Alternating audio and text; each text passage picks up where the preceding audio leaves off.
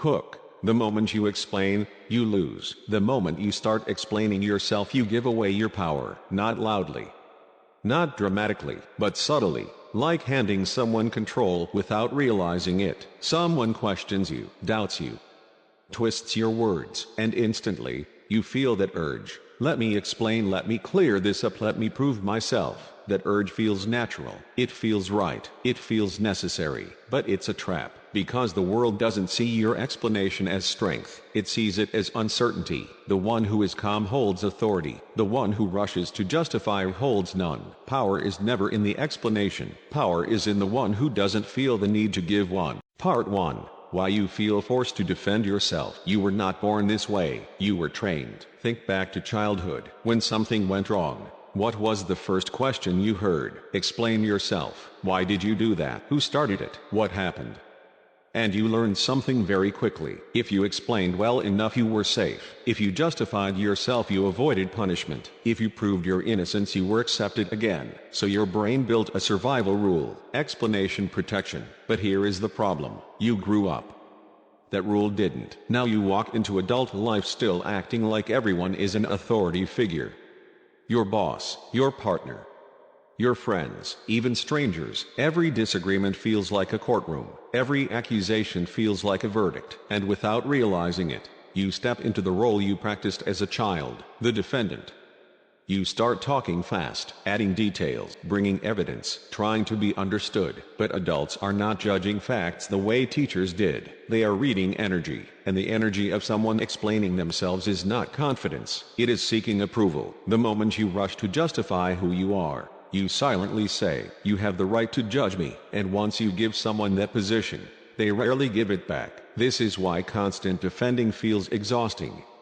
It is not communication, it is submission disguised as politeness. Powerful people understand something most never learn. They don't rush to correct perceptions, because they don't depend on them. They don't fight every misunderstanding, because they don't need permission to exist. When you stop treating every opinion like a verdict, something changes. You are no longer on trial, you are simply present, and presence does not argue. Part 2. The hidden power of silence. Now imagine something different. Someone challenges you, questions you, throws a sharp comment meant to pull you into reaction. But this time you don't explain, you don't defend, you don't rush to fix how they see you. You just look at them, calm, still, unmoved, and you let the silence sit there. At first, it feels uncomfortable. Your mind screams, "Say something.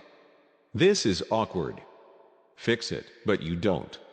Because silence, in moments of tension, is not weakness, it is pressure. Most people cannot handle it. They expect resistance, they expect emotion, they expect you to jump into the argument so they can control the direction. When you refuse to play that role, something strange happens. They start talking more, explaining themselves, justifying their position. The roles reverse. Silence forces the other person to face their own energy without you absorbing it. You become like a mirror, and many people are deeply uncomfortable seeing themselves reflected back without reaction. This is why calm silence often feels more powerful than the most clever response, because arguments feed on participation. Conflict needs two people pushing. When only one pushes, they lose balance. Silence is not about being cold, it is about being anchored. You are no longer trying to control how others perceive you. You are controlling how much of yourself you give away. And when people realize they cannot provoke you, cannot rush you, cannot pull explanations out of you, they begin to treat you differently. Not because you said something impressive, but because you showed something rare. Emotional self-ownership. Silence,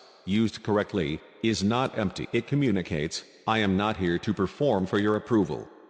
Part 2. The hidden power of silence. Full version. Imagine this. Someone attacks you verbally. A friend, a coworker, a lover, it doesn't matter. In the past, your instinct was immediate. "No, that's not true. Let me explain." But this time, you do something different. You don't explain. You don't justify. You don't try to fix how they see you. You just look at them. Calm. Still. Neutral. And then you stay silent. At first, your mind rebels. Say something. This is awkward. I must defend myself. Ignore it. Because in moments of tension, silence is a weapon. Think about it. Humans are uncomfortable with silence in conflict. When someone expects a reaction and it doesn't come, the social tension flips. They start talking to fill the silence. They explain themselves. They justify their own behavior. Suddenly, the power shifts. You are no longer the one on trial. You are no longer reacting. You are observing. You become like a mirror reflecting their aggression. And most people cannot handle seeing themselves without your reaction. Silence does something else. It communicates that your self-worth is not up for debate. You are not trying to prove anything. You are not begging to be understood. You are anchored in your own reality. The more they push, the calmer you remain. The more they try to provoke, the stronger your presence feels. This is why the most confident people rarely over-explain. They don't need to. Silence is more than quiet. It's a statement. I control my energy. Your opinion does not define me. I will not hand you my throat. Now imagine doing this consistently, at work, at home, online. People start noticing. They sense your inner stability. They feel your confidence. They respect, and even fear, your calm, because true power is untouchable presence, not loud arguments, not endless explanations, just quiet, sovereign, unshakable control over yourself. And here's the key: the moment you stop defending yourself, you reclaim your energy, you plug the leaks, you step out of the child role and into the sovereign role. The world will try to bait you, it will try to pull you back into reactive patterns. Ignore it. Stay silent, stay anchored.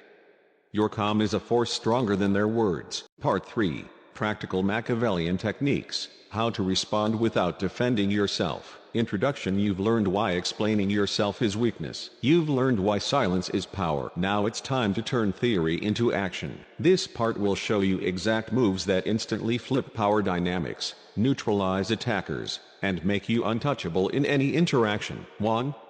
The no defense rule. The first rule is simple: never justify. Never explain. Never provide reasons. Example: someone says, "You're being selfish." Old you: "No, I'm not. I just did X, Y, Z for you yesterday.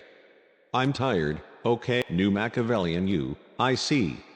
Or silence. Why it works: you refuse to hand over the role of defendant. You stop giving them the key to your emotional house. They are left facing their own energy without a target. 2.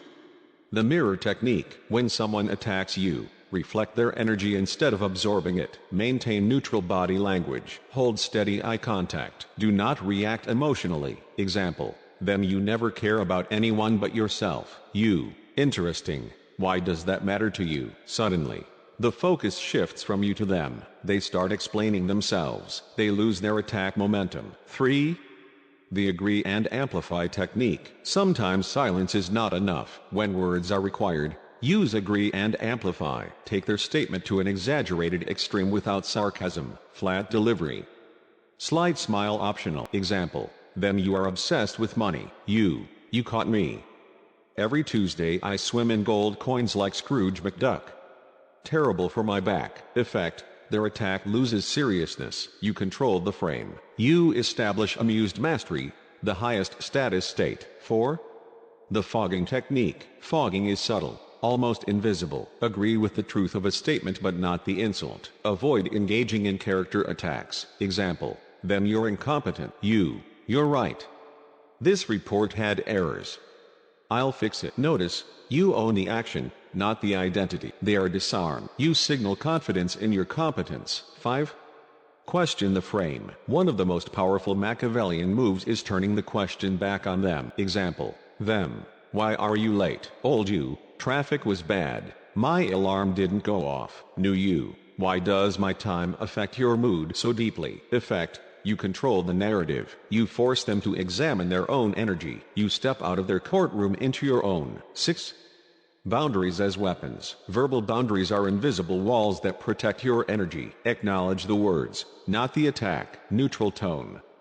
Calm energy. Example: "It seems you're upset. That's your concern, not mine." Effect: establishes emotional independence, stops unnecessary engagement, creates psychological distance without conflict. 7. Amused mastery. The ultimate power. Amused mastery is a state where nothing others do shakes you. You don't need to prove your value. You observe with curiosity and calm. Attacks bounce off as if they are childish tantrums. Think, Parent with a toddler throwing a tantrum. You are above the chaos. You are untouchable. 8. Shadow work. Internal mastery. No technique works if your inner world is weak. Accept your flaws. Know your dark side. If someone calls you selfish, know that sometimes you are. If someone calls you cruel, know you are capable. Effect: when you stop fearing shame, attacks lose all power. You become transparent. Arrows pass through you. You are anchored in self-ownership. 9. Daily no defense challenge. Practices everything. For 7 days, do not defend. Late? Say, I'm late. Do not explain. Spill something?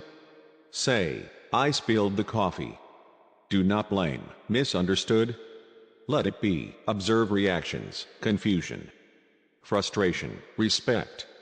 Magnetism. Why it works: you reclaim your energy. You stop being a puppet. You step into the sovereign role. Conclusion: becoming untouchable. Power is not in being understood. It is in being untouchable. Stop defending. Use silence strategically. Mirror, agree and amplify. Fog, and question the frame. Establish boundaries. Master your shadow. Practice no defense daily. The world will test you. People will try to bait you. They will push your buttons. Do not react.